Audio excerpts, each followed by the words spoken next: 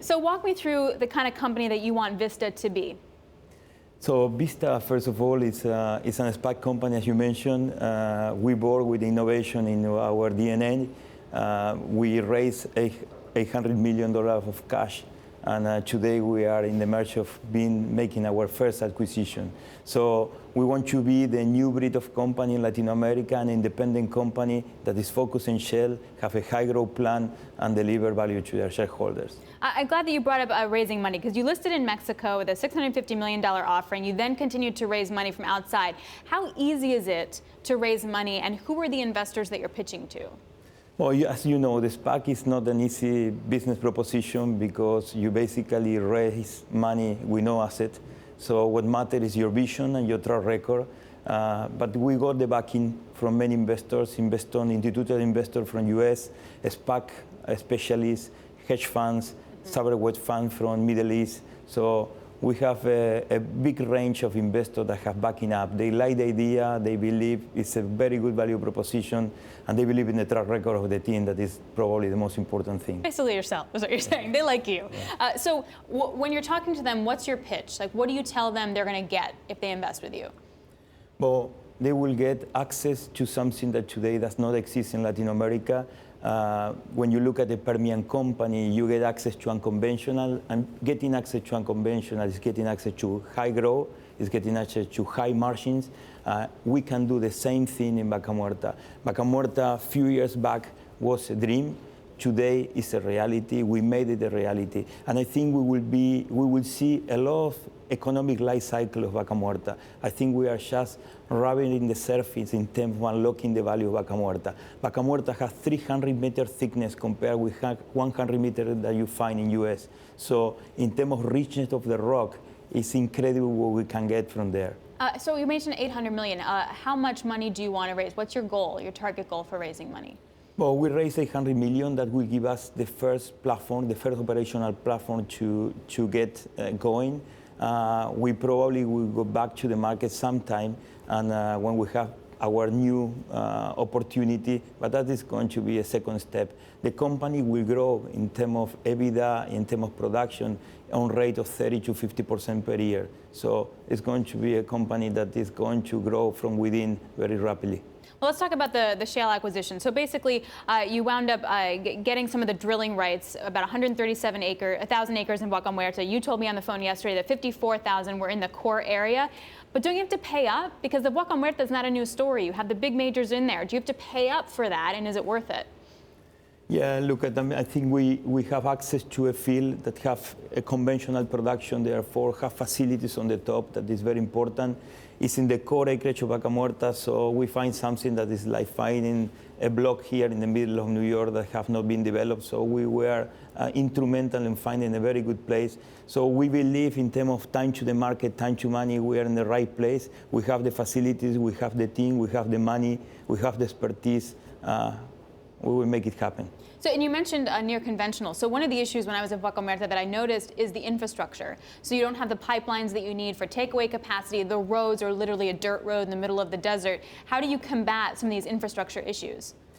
This depends where you are in Vaca Muerta. So if you are in the core of Vaca Muerta, where you have assets that have been producing for many, many years, in this case, this asset been produced for 50 years, declining 10% per year, we have a spare capacity to allocate the new production that is coming from Vaca Muerta. So if you are in the core area, you have that advantage. Of course, Vaca Muerta is huge, and there are places where we have to lay out pipelines, we have to do exploration wells and so on. So it's a mosaic, it's different wherever you are. And you mentioned conventional, so you also bought some Sinopec Argentinian assets, right? But those are conventional. So is your strategy going to be more unconventional or conventional? It's both conventional and conventional, but the main is conventional. We didn't bought a Sinopec asset. That was a news that was there that is not related to us. Aha, so you're not going to buy it. Not yet. Do you try to trick you with that? So not yet. So are you interested though in some conventional assets, or you're going to really? We are interested. I think we are very interested in other countries. So the Vista play is going to be Argentina, Mexico, Brazil, and Colombia. Probably something that we are looking very close is Mexico at the moment. Well, let's talk about Mexico. So what are the opportunities there? They're going to hold their first shale auction in 9 fields. Are you going to be bidder for it? Well, we are collaborating for sure with the government. I think they have a lot of potential. I think the new oil and gas law have created a lot of opportunities. We are very interested. I used to run Mexico and Central America as a president for Schlumberger. So it's a country I know very well. It's a country that is very dear to my heart, and we will be there. I will be investing, and we will be participating in the growth of Mexico. Are you worried about a new government coming in and changing up the energy reform that we've seen there? I am not too worried. Why not? Because I think at the end of the day, everybody is pragmatic. Mexico needs oil. They have a big field that was called Cantarell.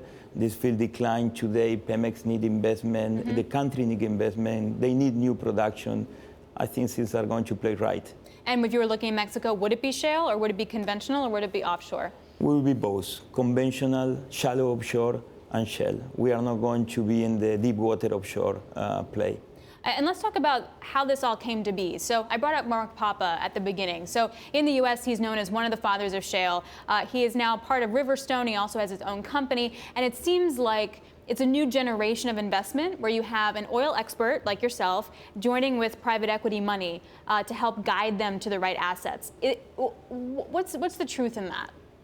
Well, it's pretty much how you explain it. I think you basically partner with private equity firm. This is not a portfolio company, so it's a public company from day one, and that makes a big difference because you have access to permanent capital. That for us in the oil business that we are playing the long cycle is very important. We raise our own money, so an SPAC costs money to put in place. Not to say a first SPAC in Mexico where the asset class did not exist at the moment. So you partner with a private equity firm, you have a very good idea, you have a good team backing up, and you have investors that at some point of time they trust you, and of course they trust Riverstone in this case. And you mentioned earlier that you're friends with Mark Papa, so I'm curious, when you guys get together and hang out, what's the one thing that you guys are actually worried about when it comes to oil and investing? Well, look, I think people that we live in oil for many years, we look after resources. When the resources are there, we know that at some point of time we will make things happen. You have to be worried about something. There has to be something that keeps you up at night. Well, what is that when it comes to this kind of investing? Well, look, always we have something that keeps us worried. For me, to be honest, it's about execution. So execution will keep me basically focused on something. So we promise and we deliver. So execution is for me the key.